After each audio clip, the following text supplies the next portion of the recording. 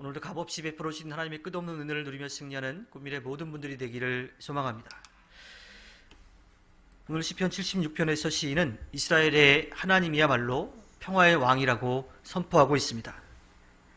하나님이 예루살렘의 시온 산에서 거하신다라고 노래를 하는데, 이때 예루살렘을 예전의 지명인 살렘이라고 그렇게 불러요. 살렘이라고 하는 말 뜻은 평화라고 하는 뜻으로, 하나님께서 불화살을 꺾으시고 방패와 칼과 전쟁 무기를 꺾으셨다라고 하는 고백과 회상으로 연결이 되고 있습니다. 인간의 역사 가운데 일어난 전쟁들을 다 명분을 가지고 평화를 위해 전쟁한다라고 이야기를 합니다. 그런데 실제로 평화를 위해서, 그리고 그 전쟁 이후에 평화가 이루어지는 경우는 없었습니다. 오직 하나님만이 당신의 절대적인 힘, 실제의 평화를 이루실 수 있는 분이죠. 그리고 그 평화가 이루어지는 날은 하나님께서 이 땅을 심판하신 그때 악한 이들, 그들을 멸하실 때에 이루어질 수가 있습니다. 또한 시인은 하나님을 마땅히 경외할 뿐이라고 이야기합니다. 세상의 높은 자들이나 왕들, 그들과는 비교할 수 없이 하나님을 믿고 따를 뿐, 또 그분 앞에 무릎을 꿇고 나의 모든 것들을 다 드려야 될 뿐이라고 그렇게 이야기를 하지요. 이것은 어떤 지식이라든지 혹은 예의 범절에 대한 이야기가 아닙니다. 하나님만이 그 일을 하실 수 있는 분이기 때문에 겸손히 그분 앞에 무릎을 꿇게 된다라고 하는 거예요. 만약에 하나님을 그렇게 믿지 않는다라면 그 사람들에게는 영원한 형벌, 영원한 죽음밖에 그들에게 내어질 것이 없는 거지요. 세상의 사람들은 그러한 하나님을 제대로 믿지 않고 자신들이 가지고 있는 경험이나 지식, 그것을 가지고 하나님 앞에 머리를 꼿꼿이 세우고 살아가려고 합니다. 하지만 마지막 심판의 때에 그들은 죽음을 면할 수가 없습니다. 오늘 말씀해 보면 세상에 마음이 담대한 사람들이 있다라고 이야기를 해요. 이것은 좀 긍정적인 의미로 쓰인 것이 아니라 부정적인 의미로 쓰였습니다. 사람들을 해하고도 끄떡없이 자신이 죄를 지었는지 안 지었는지도 모르고 그냥 그것을 당연하게 여기는 사람들을 뜻합니다. 이런 사람들은 찔러도 피 한 방울 나올 것 같지 않은 사람들이, 오늘 말씀에 의하면 이런 사람들은 불화살과 방패와 칼을 가지고 전쟁을 벌이고 자신보다 약한 사람들을 약탈합니다. 그리고 그 약탈한 것을 가지고 자신의 창고를 채워가는 사람들이죠. 하지만 이들의 이런 권력들, 남들 앞에 자랑할 만한 것들, 그것은 오래가지 않습니다. 왜냐하면 하나님께서 그들이 했던 것처럼 불화살과 칼과 또 그들이 다른 사람들을 괴롭혔던 그대로 하나님께서 그들에게 갚아주실 것이기 때문입니다. 그리고 5절에 나오는 것처럼 하나님께서 그들의 것을 빼앗을 뿐만 아니라 그들을 잠들게 하신다라고 이야기합니다. 이 잠은요, 우리가 쉼을 얻기 위해서 피곤해서 이렇게 쉬고 샘을 얻는 그러한 잠을 뜻하지 않습니다. 하나님의 심판, 영원한 형벌을 뜻하는 거지요.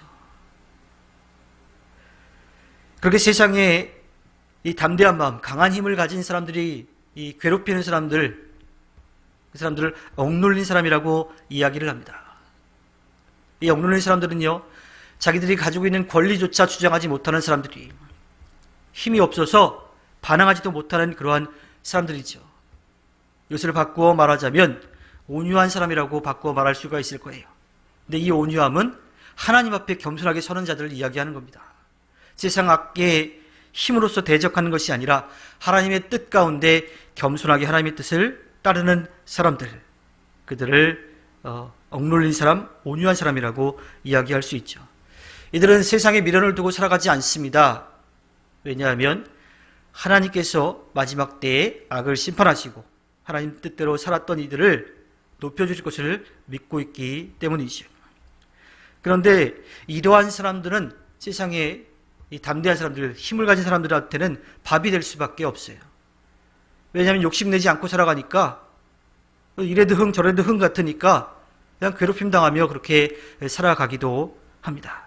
하지만 하나님께서 심판하실 그때가 되면 상황이 역전이 됩니다. 힘을 가진 강하고 담대하다고 여겼던 그들을 하나님께서 거꾸로 틀어서 바닥으로 내려앉히실 것이고,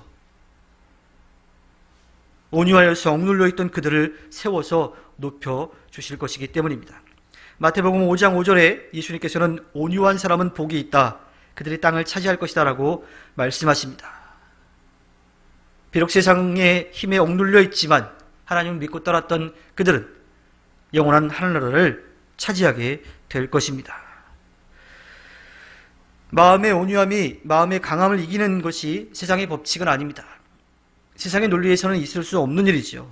이것은 하나님 나라의 법칙입니다. 그리고 그 법칙 중심에는 옳고 그름을 분명하게 판단하시는 공의와 정의의 하나님이 계십니다. 시인은 7절에서 묻지요.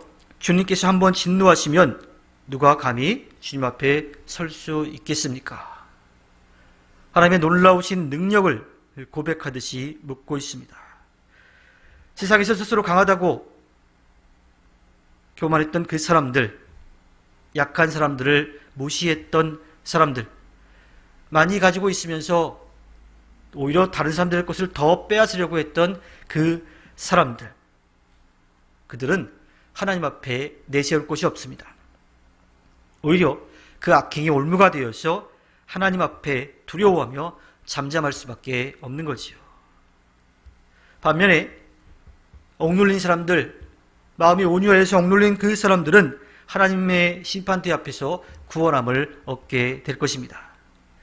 세상에서의 약함이 오히려 구원의 은혜를 누리는 이유가 된 거지요. 하나님의 심판은 공평합니다. 주님께서 심판을 내리시면 토를 달 사람들이 아무도 없어요. 왜냐하면 하나님은 모든 것을 다 아시는 분이기 때문입니다.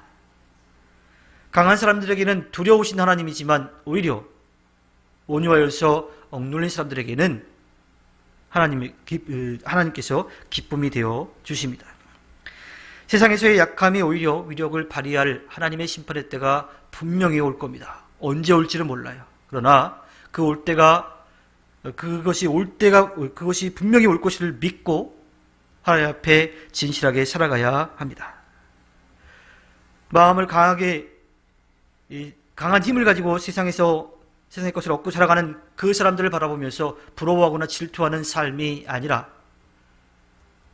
온유하여서 세상적으로는 억눌려 있지만 하나님의 뜻을 이루는 그 삶을 우리가 계속 살아가야 합니다.